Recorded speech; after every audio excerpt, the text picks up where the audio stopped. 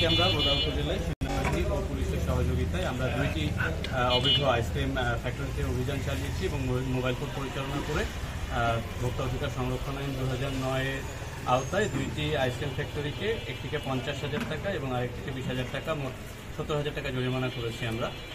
এবং একই সাথে প্রথম ফ্যাক্টরিটিতে প্রায় 3500 পিস আইসক্রিম পাওয়া যায়, সেটা বিনষ্ট করা হয়েছে এবং পরের ফ্যাক্টরিতে প্রায় 500 পিস আইসক্রিম পাওয়া যায়, সেটাও বিনষ্ট করা হয়েছে।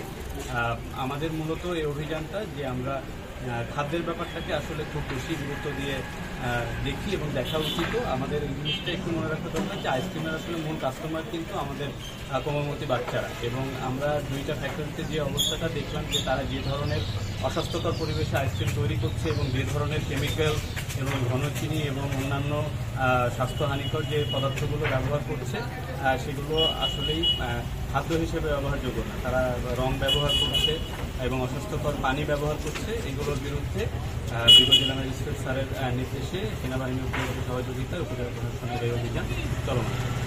2টি ফ্যাক্টরি মূলত ছিল আইসক্রিম, তারা মূলত বরফকল হিসেবে পরিচালনা করে, কিন্তু তারা আইসক্রিম তৈরি করছে। যে আইসক্রিম তৈরি করার আসলে তাদের কোনো ধরনের অনুমতি নেই, তারা বিএসটিআই কোনো রকমের অনুমতি নেই এবং তাদের পরিবেশ অত্যন্ত অস্বাস্থ্যকর, ময়লা পানি, নোংরা পানি এবং কেমিক্যালগুলো রং কোনোটা ফুড গ্রেড নয় এবং যে কেমিক্যালগুলো ব্যবহার করছে এগুলো আসলে ঠিক খাদ্যে দেওয়ার কেমিক্যাল না বা খাদ্যে দেওয়া উচিত।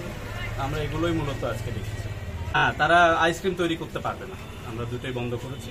তবে তারা বরফকল হিসেবে, বরফকলের যেহেতু ব্যাপারটা ভিন্ন, সেটা খাদ্য হিসেবে ইউজ করে না, সেটার ব্যাপারে তারা পরের ফ্যাক্টরিটা বন্ধই আছে, প্রথম তো চালু ছিল আর কি।